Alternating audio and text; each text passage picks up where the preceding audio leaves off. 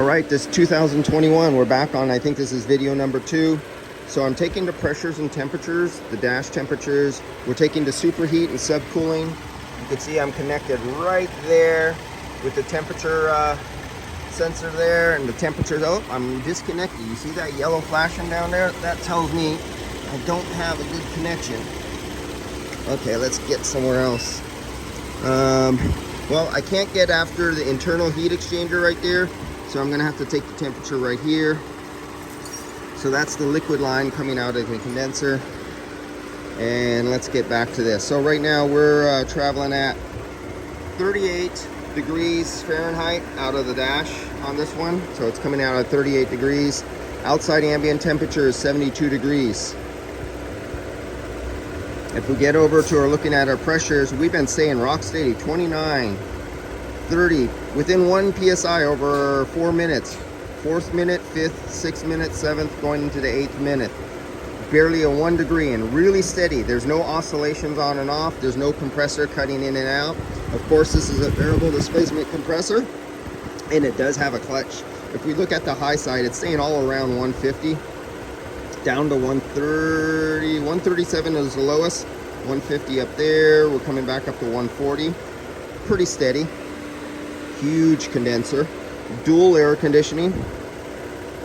If we come back here and we take out superheat and subcooling, we are, oh, wrong place. Our superheat, 13, 12 degrees superheat. Now check out that subcooling, 8. Do I have something backwards? No, that's the liquid line. 1.1, almost 0 subcooling. Wow, and that's not even after the internal heat exchanger. It'll be even colder on the other side, like if there was something wrong, like there was a restriction or something. I wonder if it could be that bent line down there. Remember I told you there was a bent line in video number 1? It's like it's too cold. It's pretty cool. So in video number 1, and I don't have no light again, down there when this was hit right there, where the line is bent, it looks like this. So the line is bent, but it's like smashed.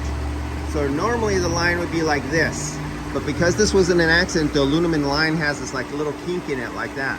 And this is what happens when people don't have high standards of doing auto repair and they think they could just let stuff go. I can actually measure how I actually don't usually see a 0 subcooling. That's like it's undercharge. But if you cause a kink or a restriction in your liquid line coming out because you didn't replace something that should have been replaced, you can actually measure it. But it's coming out 38 degrees out of the dash. So the restriction of the refrigerant being kinked off and choked by having that really kinked line right there is not under this low load. So we're only 72 degrees and there's no sun load on the vehicle. So it doesn't have to open up both expansion valves, because remember, this is dual air conditioning. It doesn't have to open up the expansion valves all the way and say, give me a lot more refrigerant. And what happens is, say it's 105 degrees outside, heavy sun load. So what happens, the expansion valves get a heavy load from the interior heat, and all the expansion valves, front and rear, open wide up. So what it does is it calls on the reserves in this big giant receiver dryer that's partially filled with liquid refrigerant. That refrigerant will lower and go down because the expansion valves will feed more to the evaporators.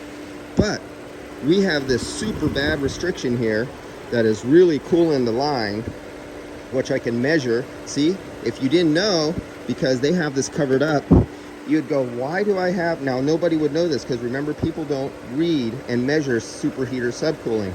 But this would go, why do I have this low subcooling? And then I would trace for the restriction, and I was able to see it down there where the line is smashed, and the line looks like this. See that? So on a hot day, this will really be choked off for refrigerant. And this is what happens when people are in charge of doing repairs who aren't qualified for what they're doing. All right, guys, I'll see you later. Diagnostic tool, guys. Diagnostic tool. Know it.